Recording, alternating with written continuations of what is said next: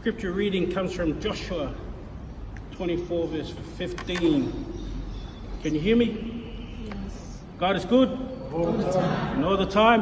God is good. I sit at the back there a lot and I can't hear what everyone's saying at the front. So I'm just making sure everyone can hear me today. I'm trying to speak as loud as I can. And hopefully that what we have for today is going to touch you in a special way. It reads, "But if serving the Lord seems undesirable to you, then choose yourselves this day whom you will serve, whether gods your ancestors served by Euphrates, or the gods by Amorites, and whose land you are living. But as for me and my house, we will serve the Lord." Today I was asked to preach, but before I can preach anything to you, I thought I might just start today with a testimony of my spiritual walk and my church life, from where I started to how I've become standing here in front of you today.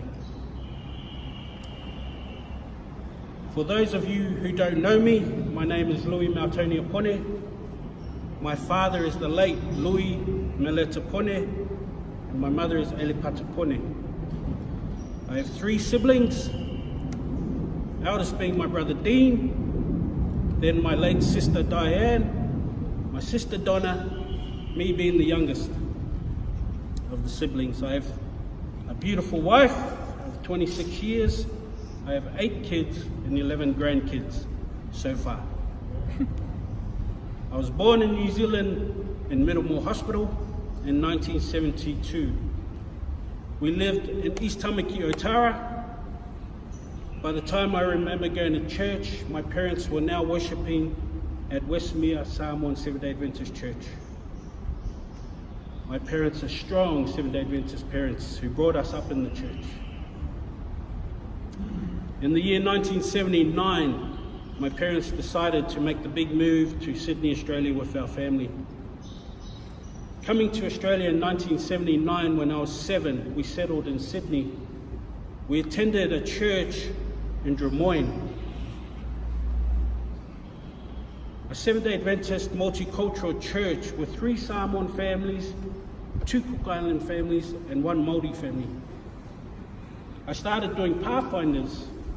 I love Pathfinders. I love going to church every Sabbath. I looked forward to it. I never had friends that I would hang out with on the weekends from school because we were always at church every weekend. So we had a church family. We did activities every weekend, socials, camping, Pathfinders, and so on. So the only real friends I had were the friends at church. By now, we had been at this church 2 to 3 years, and I'm about 9 to 10 years old now. And this Drummoyne church started to get a few more Samoan families coming over from New Zealand. So the Samoans got together and they decided to start a Samoan-speaking church there in Sydney. This church is a picture of the church now. It's been sold. No one goes to this church anymore. It's been sold because once all the island families started their own churches, there was no one left at this church. So they sold it, and now it belongs to someone else. This church was a lot bigger than, it's a lot smaller than what I thought it was back then. But starting this new Samoan church, you have to understand something. My mum and dad, they didn't raise us kids speaking Samoan. We were Palangi kids. So I had a big change in my church life now, from when I was going to this Palangi church to now trying to understand Samoan at this new Samoan church in Sydney. So we left this multicultural church. We started the first Samoan Seventh-day Adventist church in Sydney, Australia, in Auburn. And I remember we used to go from United Church to Anglican Church to different halls, similar to what we're doing now, just to worship in. So now, I'm about 11 or 12 now, My faith and my love for Christ and for going to church is still very strong. Struggling a bit with understanding the Samoa, but very strong. Then one day, my dad's brother, uncle, telephone, rang my dad on the telephone. No, I didn't stutter, that's his name. My dad's brother's name is Telephone, Uncle Kilafongi. He rang and he asked my dad to help him start this new Seventh-day Adventist church just for Samoans, but not under the Seventh-day Adventist Conference Church, an independent Samoan Seventh-day Adventist church there in Sydney, Australia.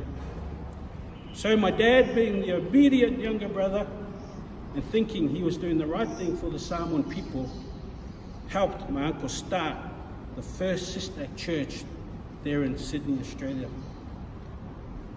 You can see there, the one in the middle is my Hampson dad, that one there. The rest are his siblings. And that was all. That was all this church was just him and his brothers and sisters. And then the rest of the photos are us kids, me and my cousins, and that was the youth. By now, I'm 12, 13, still strong in our faith, so strong that even if my parents didn't go to church, I would get up early and catch the train to church myself. I had really nice suits that my parents bought me for church. I looked really sharp. I was spoiled with whatever I wanted. I was actively involved in the church activities without even being asked by my parents. I even started a singing group. I even started a singing group, a young men's quartet with me and some of the young boys from church and a few of my cousins. And we sang in church every Sabbath because heritage singers back then was huge. And I think There's No Need was the most sung song ever. I think everyone sang that song. Strong in my faith, strong in my love for Christ, that I could get up in front of church and not be shy to sing or talk. Why? Philippians 4 verse 13. Because I could do all things through Christ who strengthened me. Because I had no fear, because I knew God was with me. He gave me that strength. Now, we had just moved from the Parramatta area in Sydney to the western suburbs, now further out of town. I was just starting high school, a new high school, with no friends from primary school. Not that I had any friends, but no one I knew. I was the new kid at the school. To make things worse, I was the only Samoan at the school. Worse than that, I was the only islander at the school. They were all mainly Aussies and a few Wogs. And you could say I was the first Samoan Westie. You know, this no fear thing I mentioned that I had before, this no fear attitude, it happened outside of church also. And it started off because around this time I just started high school, I started playing a lot of sport, and I got into football, got into basketball, but I really took to volleyball. And now at high school I could start to try out for sport teams like school sports, try out for what they call up here Peninsula, or down in Sydney it was state and district and stuff like that. So I did. I tried out for the school volleyball team. Remember, I'm in year 7, new to the school, islander.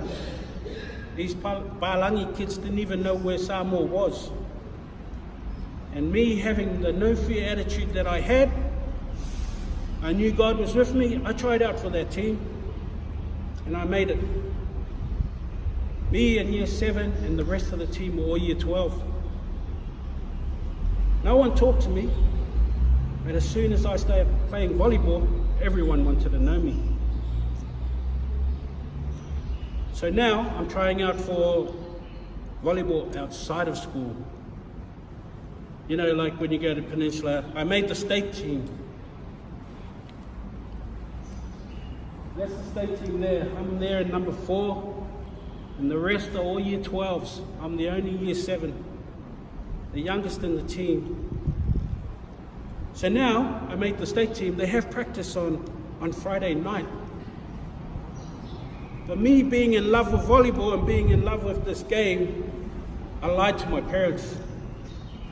I said that I was going to sleep at my cousin's house, and I will meet them at church the next morning, the next day. This was my first lie to my parents. So I took off on the train. I went to my training, and then later that night I went to my cousin, slept there, went to church, and I thought, everything sweet, no worries. Or so I thought. My uncle told my dad that I'd come over late that night, and my dad questioned me. He already knew that I had training that night. I said I couldn't go because it was the Sabbath. So he disciplined me. Proverbs 19 verse 18. Discipline your children while there is hope, otherwise you will ruin their lives. We talked about this in our Sabbath school lesson this morning. Well, you all know what Samoan discipline is. I got a hiding. I can only just say I was lucky, because after all the hidings my siblings got, by the time it got to me, my dad was a bit older, so his hidings were just over the hands with the fuspa'u and not all over the body like my brother and sisters got. Well, the next training was on a Thursday night again, and I was allowed to go to this training. But the training after that was another Friday night. My dad let me go to this training. And my dad told me to tell the coach on that Thursday night training that I couldn't train or play from Friday sunset to Saturday sunset. Why? Because it was the Sabbath. I was like, okay, yeah, no worries. I'll tell him. You got to remember, the Australian trials that I was going to play volleyball for was in Melbourne. It was in 2 weeks, and it was over the Easter break, Friday, Saturday, Sunday. So I went to that Thursday night training, and I told the coach exactly what my dad said, that he was happy for me to play on these days. Yes, I lied again. You know, this is when I found out the true power of God and the power of Sabbath. See, that next Friday when Dad was on his way home from work, he was on his way home, but he got stuck in traffic. And this time I thought I would tell Mum that I was going to go sleep at my cousin's and go to church, and I'll see you at church then. Mum's yes. Make sure you go straight there. Don't you go to training? You remember what happened with her? Yes, Mum, I remember, yes. I lied. I lied again. I went to training. I reckon I would have been there an hour probably into my training when all I heard was a Now you got to understand this whistle. This whistle was my dad's whistle. And it's a very distinctive whistle that I used with my kids as well. I could use that whistle in a crowd and my kids will hear me in the middle of the crowd. The same whistle I had with my dad. So as soon as I heard this whistle, I knew it was my dad. I knew it wasn't the coach's whistle. And I turned to see my dad walking straight over to the coach to try and fussy the coach. And my dad going off at the poor coach. And back then, my dad's English wasn't that good. And when he's angry, it's even worse. And I remember a few naughty Samoan words popping up here and there. And I was thinking, oh no. But it was the look on his face that really said it to me. And why? Because I was training on the Sabbath. It was then I could see the importance of the Sabbath, what it really meant to my dad. I thought to myself, I'm not going to make the Australian trials. I'm out of the team. All the time my coach is trying to calm my dad down. Calm down, Mr. Pone. Calm down, Mr. Pone. Trying to calm him down. So eventually my dad calmed down. He turned to me and he said in Psalm 1, "Nā kau iai le coach le menga lau whai aku iawe." And I just said, no, Dad, I'm sorry. And all I saw was a great disappointment come over my dad's face.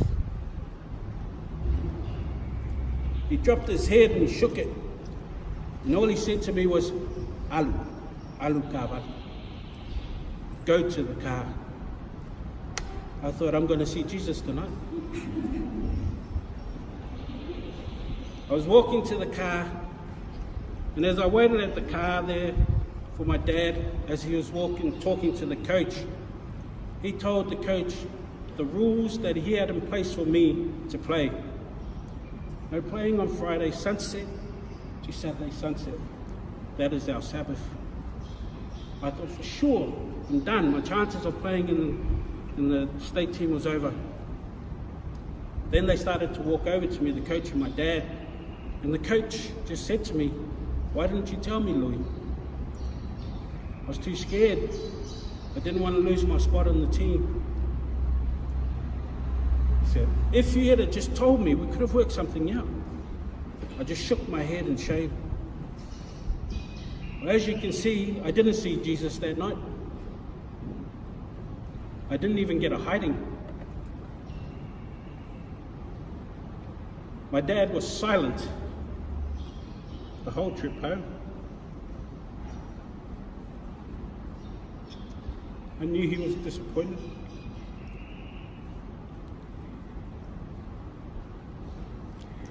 I knew he was hurt. This coach did do something. He still let me go to Australian trials, and I played all day Friday. I sat all day Saturday and watched. Our team lost one game on that Saturday to Victoria. But we still had a chance on that Sunday if ACT lost to Victoria, and they did. Victoria beat ACT. So we were in the semi-finals now. We went on to play the semi-finals on the Sunday, and we won the semi-finals. Now we're in the quarters. We go into the quarterfinals, we win the quarterfinals. We go into the finals, and we play against Victoria in the finals again. I was so nervous, I said a prayer to help win this game. I knew that I had the no fear attitude because I could do all things through Christ. We went on to win the final. I got selected for the Australian Schoolboys Shadow Squad, and later that year I made the Australian Junior Men's. So we are still here at Sistak Church, where my dad has a falling out with the leaders of this church. I'm not going into too much detail about what happened. I'm not too sure what happened.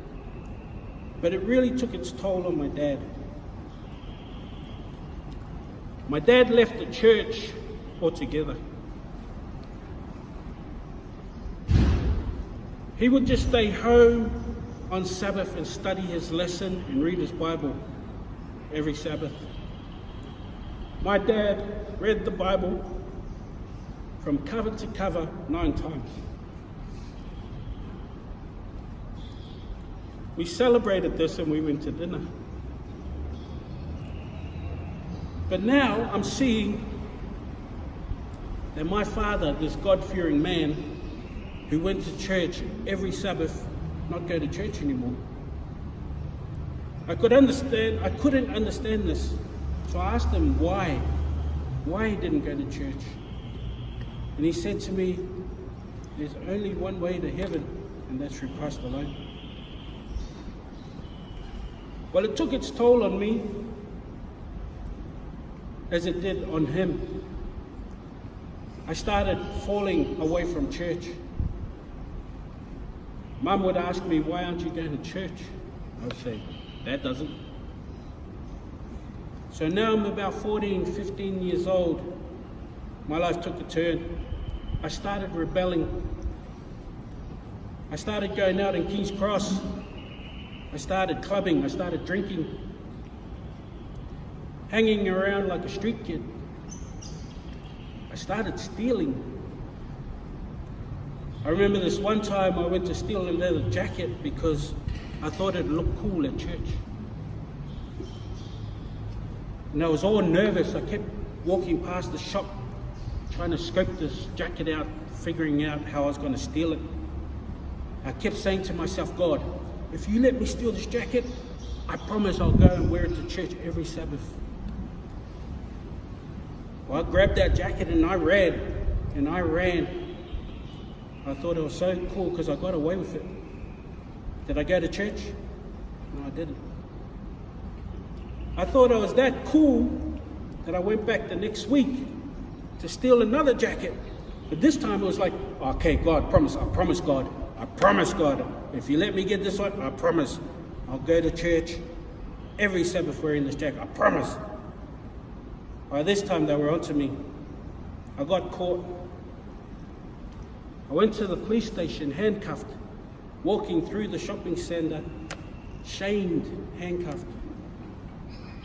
Then they had to ring my mum because I was underage. My mum comes in and she's crying. I remember thinking to myself, why? Why have I come to this? When I have two parents who love me and would do anything for me, why am I here? I was raised in the church with good morals, good values. Why, Lord? I remember praying to God, saying, if you get me out of this, I won't do it again. My faith and my love for God and the Sabbath never died. I didn't attend church for over 25 years. But my heart always knew the Sabbath to keep it holy, and I tried, even though I didn't go to church. I still drank, I still smoked, I did other things. But there were some Sabbaths that I would just relax at home and listen to my gospel music all Sabbath because heritage singers just soothed my heart. There was always that part in my heart that was missing. Every Sabbath I felt lonely spiritually. I felt lost and I wasn't sure if God wanted me back. I wasn't sure if He had room for me. I was too scared to come back to church because I was scared of what people might think, of what they might say. Because I had lost that no fear attitude of me being able to do anything through Christ who strengthened me, because I felt that He wasn't there to strengthen me. But I am so thankful to my parents for raising me in the church and introducing me to the gospel, that it stayed in my heart. So 9 years ago, when my daughter Sade was born, I gave away smoking. 6 years ago, I gave away drinking. And 4 years ago, I came back to church. I was trying to get back the love I had with my Lord and Savior again. I have this sign hanging in my house, right as you walk in the door, for everyone to see. It's there to let everyone know that my household is proud to say that we serve the Lord. Church, I would like to encourage each of you this morning that if you're ever feeling spiritually lost, remember, God always has room for you. How do I know this? Because by the grace of God, He never gave up knocking at my door. And even though it took me a while to respond, I want to challenge you today that if you hear the calling of the Lord, harden not your heart. Because choose you this day whom you will serve, because He always has room for you.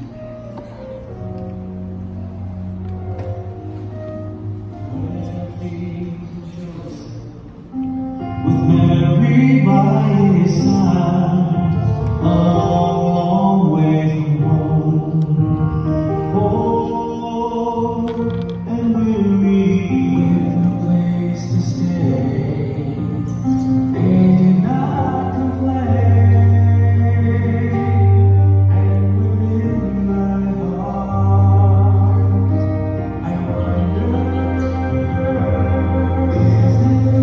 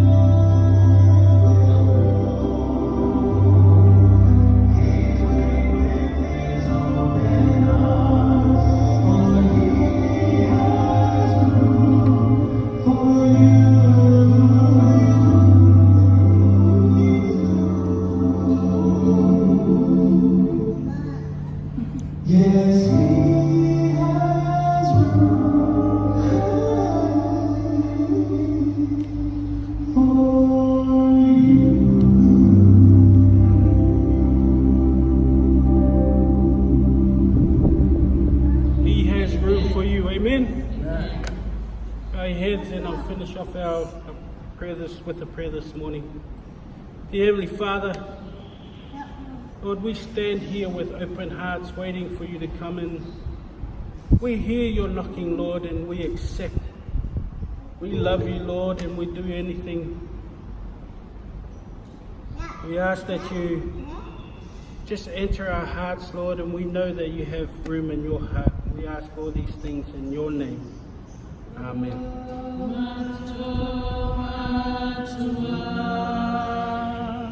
Matua,